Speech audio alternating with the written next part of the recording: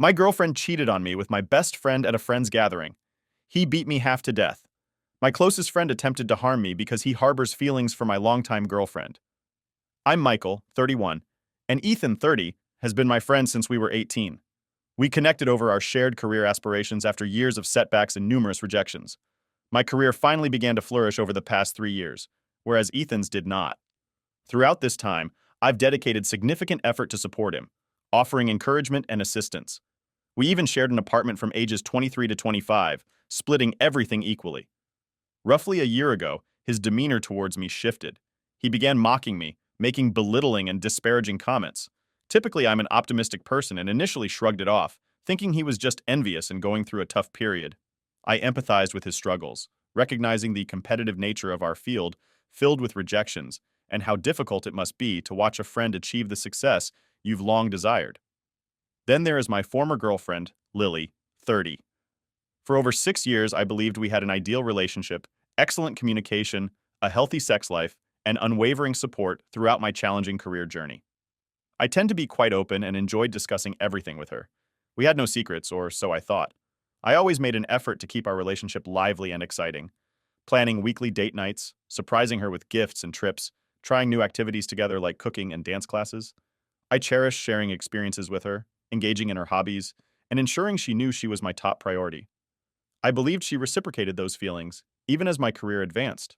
I made sure not to neglect her or my friends, maintaining a balance between work and personal life. Last week, we were all at our friend's place, Josh and Mia, 31, who had recently bought a house. We were sitting in their backyard drinking with Chris, 28, and Anna, 31. Our friend group has been close for 8 years. Ethan got drunk quickly and spent the evening taking jabs at me. After a year of this, I finally had enough and confronted him, which led to an argument. I mentioned that his behavior stemmed from jealousy over my recent success and that it's not my fault he hasn't succeeded. I also reminded him of all the support I've given to help him get opportunities. Suddenly, he attacked me. We pushed each other, but he managed to knock me down and kicked me in the ribs several times. Then he tried to stomp on my head. Fortunately, he didn't fully connect. His foot grazed my cheek, leaving it swollen. He attempted it again, but I moved just in time, narrowly avoiding a potentially fatal blow. The others intervened, and I got up shouting at him. He seemed to walk away, but then picked up a wooden plank. Josh and Mia were working on their fence and shed in the garden. Ethan lunged at me again, swinging the plank towards my head. I ducked and raised my arm, taking the blow on my elbow again. He could have killed me. Within seconds, he almost struck Anna with his wild swing. Chaos erupted, and Josh and Chris tackled him, beating him severely in their rage. The girls managed to pull them off. Ethan and everyone realized the gravity of the situation. Ethan sat up and Lily went to his side. His face was bloody, but Ethan didn't lose consciousness. Katie ended up driving Ethan to the hospital and came back in the morning. Ethan had a broken nose and a slight concussion, and she dropped him off at his parents' place. She said Ethan didn't really talk to her, explain himself, or even apologize. None of us really slept that night. And honestly, after that, things are a bit blurry to me. Probably a mix of alcohol shock and adrenaline from the worst night of my life, but it just got worse. You might have noticed I haven't mentioned Lily for a while. We were sitting around and Josh said something like, Ethan deserved worse than a broken nose for trying to kill me twice and almost hurting Anna. Then Lily, who had been quiet, suddenly snapped and defended Ethan, saying he doesn't deserve any of this and that he has just been having a hard time. Josh and Lily almost ended up in a screaming match before Lily stormed off. I followed her thinking we were all in shock and sleep deprived and planned to comfort her. I found her in the guest room crying. I told her I understood. We were all in shock, and maybe we should just try to get some sleep. She didn't even look at me. And suddenly I realized that Ethan and Lily were sitting next to each other the previous evening. It wasn't the first time when Ethan was screaming at me. Lily was by his side, hugging his arm, pleading with him to take a walk with her and calm down, pleading with Ethan, not me. After Ethan kicked me, stomped on me, and swung a plank at me, her attention was still on, calming him down while I lay there in pain. She didn't check on me when the guys were beating Ethan. She was screaming and hysterical, trying to pull them off him. I don't even remember her asking me once if I was okay all night. So I asked her, "Are you cheating on me with Ethan?" She just started crying hysterically, repeating that she never intended for it to go this far. And I got my answer. I just lost it and started yelling at her, asking what was going on and how she could do this. The others came in and the guys took me to another room and tried to calm me down. Jane and Katie ended up driving Lily to her parents, and Jane stayed with her because they were worried about her. All the car rides, she cried so much she couldn't speak. When they got to her parents, Jane and Lily's dad had to help her up the stairs and into bed as she could barely stand still hysterical. The only thing she managed to say or scream, according to them, was that she had ruined everything. Jane stayed because her parents were worried sick and had never seen her like this. Jane and Katie told them what had happened with Ethan and me, and it seemed to stem from Ethan and Lily's affair. 5 days passed, and I was in so much physical and emotional pain, just so angry and confused. My elbow had a fracture. I had a couple of bruised ribs, and the right side of my face was swollen. The night kept replaying in my head. I sent Lily some texts asking for an explanation, but she didn't answer. Then this morning, I got a call from my former mother-in-law. Bless their hearts, my former in-laws are amazing people who have always been kind to me and have helped me a lot these past years. She was very apologetic for her daughter and very understanding. Then she said that Lily wanted to see me and talk and asked if I could come over, which I agreed to. I arrived and they said they would wait outside in their car to give us space, but because of Lily's state, they didn't want to leave the premises. When I walked in and saw Lily, it was a roller coaster of emotion, anger, and bitterness. Then I felt sorry for her and just wanted to hug her. She looked awful, like a mental patient who hadn't eaten, showered, or slept since that night. I just felt so bad seeing her like that. I had to restrain myself from running over and taking her in my arms, so I just sat down facing her. She said I could ask her anything and that she would be honest, repeated Ali, saying how sorry she was and how she had ruined everyone's lives. I'm not going to go into too many details as this is long enough. But basically a year ago, Ethan confessed his love for Lily and had been very persistent since then. She said she made it clear it wasn't mutual. I asked why she didn't come to me, and she said she didn't want to ruin our friendship and wanted to fix things herself. In the past few months, he had become more aggressive, asking her to leave me for him. I asked if anything had happened between them. She admitted they kissed twice, with Ethan initiating both times, but she stopped it. They also cuddled once while watching a movie during which Ethan tried to initiate sex, and she left, setting clear boundaries. I asked why she kept seeing him alone if he was constantly trying to kiss her and get her into bed. She said he always promised he wouldn't do it again. I asked why she didn't cut contact, why she kept answering his DMS, kept meeting him, giving him false hope, and leading him on. Did she like his attention? Then she said the strangest thing, that she felt bad for him, felt sorry for him, felt protective of him like she was his big sister. WTF, she felt the need to help him get over her. She even set him up on a date with a friend, which she sabotaged by being a jerk to the girl. I asked her if she was stupid, if she was telling the truth. She did nothing but keep his hope and crush for her alive by giving him all her time. She started crying and doubled down on having a sister-brother relationship with him, wanting to fix everything, saying he was just having a hard time, and she wanted to help him get on his feet again. But he kept getting more persistent and started talking badly about me, saying I didn't deserve her. She said she regretted everything, admitting she was stupid and had ruined everything. Dealing with everything in the worst way possible, but she did it in good faith, not realizing she was just making things worse. Then I asked her if she had any contact with him since that night, and she took an awkward pause before bursting into tears and saying, "Yes, that just destroyed me completely. This man had been trying to get with her for over a year, tried to kill me, and I waited 5 days for her to answer me, only for her mother to call me on her behalf. Meanwhile, she had been texting with him. I couldn't answer. I just felt like hurting her emotionally, not physically, so I decided to get up and go. She pleaded with me, offering to show me the texts, saying she just checked if he was okay, and then told him it was over and to stop contacting her. But for me, she made her choice.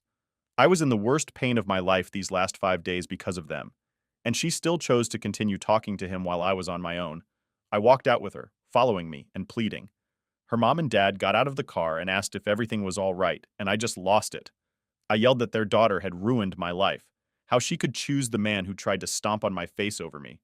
I was so angry I couldn't even drive, so I just started walking away. I don't know how long I was walking, but my father-in-law drove up next to me and told me to get in, which I did, expecting him to yell at me or tell me off. But bless his heart, he just drove me home. We didn't talk all the way, but when he stopped outside my place, he put his hand on my shoulder. I couldn't even look him in the face after what I said to them. Lily did text me a screenshot of their texts, which seemed to prove what she said, that she only checked if he was okay, and then told him she couldn't keep him in her life, and that she would never forgive him for attacking me. She also sent more screenshots of their previous chats, mostly of her telling him to stop, that she didn't have feelings for him, and of her rejecting his advances. But as they had been talking for over a year, I guess she could cherry pick parts of the conversations that look in her favor and leave other parts out. I have not responded yet, and I don't think I ever will. I will block her, but for some reason, I just can't yet. Now I'm here just getting this all out of me. I feel so betrayed, angry, and horrible. I want to hurt Lily and Ethan so badly, not in a violent way, just emotionally to make them feel the pain I'm feeling. I know that's not a healthy way to feel or a healthy thing to do. So I hope just writing this out, even if no one reads it, will help me start to process what the hell has happened. How my life went from feeling perfect to feeling like I will never feel good again. I feel like this pain will never go away. How on earth can someone heal from this? I feel like I lost everything. The people I used to love with all my heart. I now feel nothing but hatred for Lily, said she didn't cheat and didn't have sex with Ethan, which I doubt because I'm not stupid. Even if they didn't have sex, she still betrayed me on so many levels, as did Ethan. I don't think I will ever forgive them. I don't feel like I will ever get to a place where I would even consider trying to. So to anyone who has ever been through a betrayal like this, from partners or friends or both, what is my next step? How can I begin the process to stop thinking about this and start trying to live my life again? Update. So I haven't felt the need to update until now because I kind of need advice again, or just reassurance on what to do. Since so many have asked for an update on the whole situation, I will try, but going into too many details will make this far too long. The situation I need advice on is in the bottom paragraphs. Sorry this is so long again. I didn't mean to, but when I started writing, I just felt the need to get everything on my mind out. Everyone told me to press charges against Ethan. I don't know. Maybe many of you are Americans with too much belief in the justice system or have watched too many TV shows about lawyers. It doesn't work that way, at least not in my country. I talked to 2 lawyers and the outcome was that I could press charges, but Ethan, going to jail is highly unlikely. The most likely outcome is that he has to pay for the trial and pay me a settlement. It might be a large fee or a small fee because I wasn't seriously hurt and had no long-lasting damages. My friends could testify to the severity of his assault, but the judge will most likely rule based on the damage that was done. He might get probation, but not jail. So yeah, I could maybe ruin him financially, but then he could press charges against Tom and Chris, and there is a bigger possibility they would end up worse from that case than Ethan would from mine, as they did break his nose and give him a concussion. With a decent lawyer, he could make it out as having lasting physical effects from it. This could become months or even years of dealing with this, and I just want it over with. His reputation has suffered. He lost some friends, and some said they would stay neutral. His older brother told me that he and his parents have expressed their disappointment in him, but aren't disowning him. But his younger sister took it really hard. She used to joke that she considered me her older brother, at Ethan's expense. Lightheartedly. The joke was not cruel. She also looked up to Lily, so she took it hard and has refused to talk to Ethan. He did send me a long apology letter, but he never mentioned Lily, only his behavior towards me during the assault. It was sincere but not heartfelt. He owned up to a lot of things, but blamed some on his mental health. I have not responded and will not. Jane and Katie, some of you suggested after I commented and told me that Ethan might have been abusive to Lily, that they might know more than they let on or were sticking by her. So I kind of played dumb talking about how I couldn't believe I didn't see the signs. If they saw the signs. Yes, they knew about Ethan kissing Lily, but claimed they didn't know the extent of it, just that Ethan and Lily were spending time together. And Lily told them he kissed her, but she dealt with the problem. I didn't really believe that was all they knew. As Jane got very defensive when I confronted her more about this. That had a domino effect as Josh got mad at her for keeping it a secret and wondered what else she might be hiding in his mind if she could keep a secret like that. What else could she keep secret about? So that has caused some strain in their relationship. I'm staying out of it, but told Josh not to get angry at her on my behalf. Kate did come to my home and asked to talk. She said she genuinely didn't know.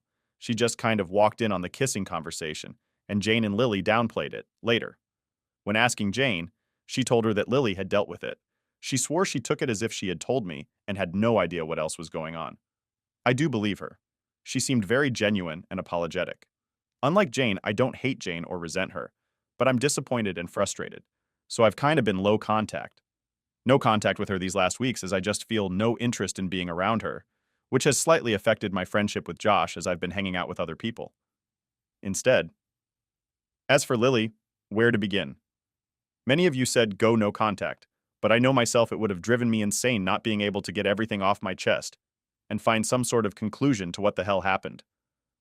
One person messaged me saying that he was raised to face his problems in person, and that resonated better with me than going no contact, though. I plan to do that after meeting her again. I also had to apologize to her parents and get my car as it was still at their place. So 4 days after the incident, I called them, asked if I could come by, talk to them, and if they would let me speak with Lily again. They actually were relieved. Part of me thinks they thought I was planning to forgive her or something. So I went there. We talked. I apologized. They said they were disappointed and shocked at me for yelling those hurtful things, but understood that I was going through a lot of emotions and in a bad place. Then we hugged. They went outside again, and I went into the living room where Lily waited for me. She walked towards me with the saddest face I have ever seen and asked for a hug. But I said no and asked her to sit down to talk. I asked her to tell me everything again and asked if he was in any way abusive, as Jane and Katie implied. She gave me the same version as last time, but with some additions. She said she didn't fully realize at the time.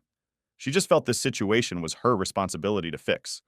But the reason she couldn't do it or come clean was Ethan. He threatened her with telling me himself that they kissed, that they were in love, that she was cheating on me, when she tried to cut communication with him. He said these things would ruin our relationship and the friendship between Ethan and me, that I would believe him and not her. So she felt trapped in dealing with this on her own. I asked if he was physically abusive. She kind of hesitated and said, "Not really." But on 2 occasions he did hurt her, not badly, but to the point of pain. One time at an event we were all at together, he got her alone and asked her if she really didn't love him.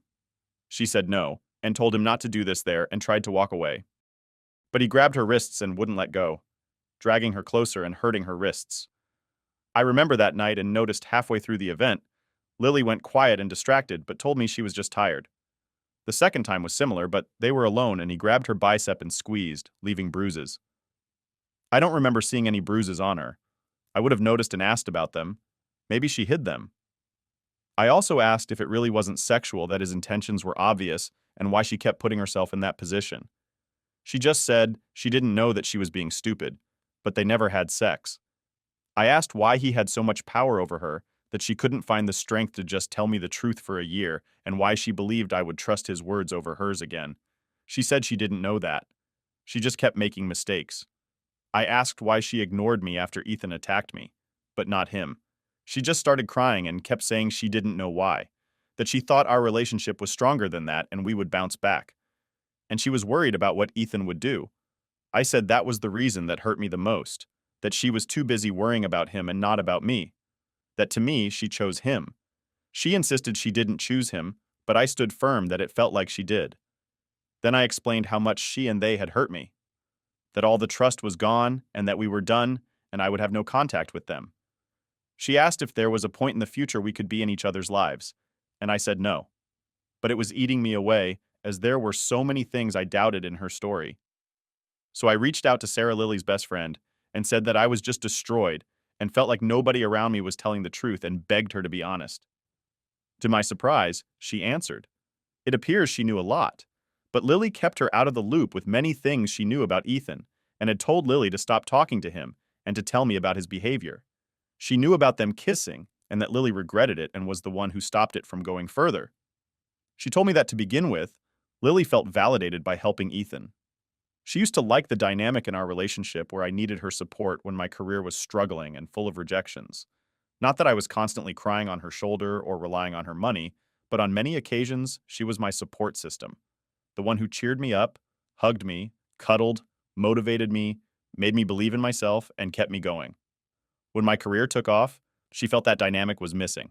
But then Ethan was in the position I was in, and she could give her support to him and feel that validation again. I was just baffled. Sarah said she was too. When Lily told her, I asked if she felt validated by the sexual attraction from Ethan. Sarah said Lily never really talked about that. But as a girl herself and knowing Lily for 30 years, she suspected that was a part of it too. Then I asked, as I've been fearing I might have been delusional about being a good boyfriend, if Lily ever talked bad about me. If maybe I did something to drive her into Ethan's arms. Sarah said. Not really. That Lily always sounded very much in love and often talked about how happy she was with me. Happy she was. How I made her feel special to the point where Sarah was almost jealous on a few occasions. Lily did call me overbearing, clingy, and said I would sometimes shut down and be selfish, but never anything worse than that. Since then, I kind of think Sarah has been flirting with me. She texts me every day. At first, just asking how my day was or how I was feeling, then sending memes and eventually memes that are kind of sexual. But I have no interest in anything with her, so I guess I will have to shut that down. I don't want her thinking I'm leading her on. I'm just trying to come to terms with all of this, trying to move on. Then about 8 to 9 days back, I get a text from Lily. I had blocked her on all apps and social media. We always communicated with those, but rarely with our phone numbers. So it genuinely slipped my mind. Or maybe subconsciously I didn't block her there. The message just said, "How have you been?" followed by her saying she smiled and laughed again for the first time because of me, along with a photo of me on her TV saying how proud she is of me and that she looks forward to seeing my career progress. I work in the entertainment industry. My big break early last year was a job behind the scenes, which progressed to me getting in front of the camera. I'm by no means famous, it's just a little show. Although growing an audience in popularity since we began, not on the main channel or anything, I made the mistake of responding, and we chatted for 2 days not about us, but about some political issues in the country. I kept my distance. Still, if she texted, I just wait until I was in the mood to answer or finished what I was doing first. Then she asked if I could find it in my heart to let her in my life again, if only in a small way in the future. I said I needed more time, but it was unlikely. I told her I couldn't keep doing this for my mental health, said goodbye and blocked her again. I thought this was over, but then last Friday night, around midnight, I got a knock on my door. And lo and behold, there stood Lily, soaking wet in the rain like some freaking scene in a movie. I asked what the hell she was doing here. She said she was out drinking and wanted to see me, but got cold feet. As soon as she left the taxi and stood by the road for 10 minutes, but was too cold to wait for another taxi now. So I let her in, gave her some old sweatpants, a t-shirt, and a hoodie of mine, and gave her a bag to put her wet clothes in. The story is that her girlfriends pressured her to go on a girls' night out, but she didn't feel ready. But she went anyway. They were drinking, and she got her favorite cocktail from when we were together. Went out on our own. We used to have this thing where we would message each other all night with funny things that happened inside, jokes about situations, or just send pics of our drinks. The fancier, the better. We were that annoying couple. Yes, always on our phone talking when separated. She instinctively reached for her phone to send me a pic, but then realized she could never do that again and felt a wave of sadness. She drank some more, and then, after telling her friends she didn't want to meet or talk to men, they invited some guys over and told one of them Lily was single. He was flirting and trying to get her attention, and her friends kept creating situations to leave them alone together. She had enough. She also told me that the guy was boring, uninteresting, and pathetic and ugly. Lily rarely talks like this about people. Which brings me to this point. I know. Sober Lily. Tipsy Lily, tipsy drunk. Lily, drunk Lily. And very drunk Lily. She seemed to be in the tipsy drunk state, but usually she's very giggly and bubbly. But now she was completely cold and distant, never looking me in the eye. When I met her, she looked at me with such sorrow and regret, almost speaking in a monotone. Never had I seen Lily like this. It was as if she were a different person. I was tired and felt weirded out. My mind went kind of blank. She just sat there, not saying a word. I went on the taxi app and ordered her another taxi, but after 15 minutes the app said it was still searching for a taxi. I thought, screw this, and offered to drive her home, as I didn't think her staying over was a good idea and suspected that might be her agenda. She just got her things and went to my car without any protest or saying anything in general. In the car, the mood was still weird. She asked to choose the music and I said yes. She asked to hold my hand while we drove for one last time. Stupid me said yes. Then she just sat there looking out the window, never looking at me. This attitude kind of disarmed me. My mind was blank in a lame attempt to lighten the mood. I joked about driving her back to her friends and asked if that pathetic guy was still there. She just shrugged and said she was done with men forever. All they did was abuse her trust, manipulate her emotions and goodwill, and put her in lose-lose situations. I didn't know if that was a stab at me, Ethan, or both. I asked her why she said that, and she shrugged again and said it seriously. She also told me Ethan sent her a letter asking her to move with him to another country, but she threw it out. Then we just drove in silence. When we approached her parents' home, I felt her squeeze my hand like she didn't want to let go. When I stopped the car, she said nothing, just got out without looking at me and went inside. When I got back home, I, of course, found her underwear in my bathroom, placed beside the laundry basket where clothes would often fall. My common sense says she left them on purpose. She knows that's where clothes sometimes fall, but they do fall there naturally. So it's just another thing for me to overthink and doubt. Now I've got her underwear and she's got my clothes, which is a reason to see each other again. I was so confused and a little scared for Lily in this state. I even wondered if she was on drugs that night because she was so unlike herself. I'm debating if I should ask Sarah about it, but I shouldn't put her in that position and pull an Ethan on her. I'm also that naive that I unblocked Lily on everything because I genuinely thought she would reach out with an apology for showing up drunk at my place. The old Lily would have.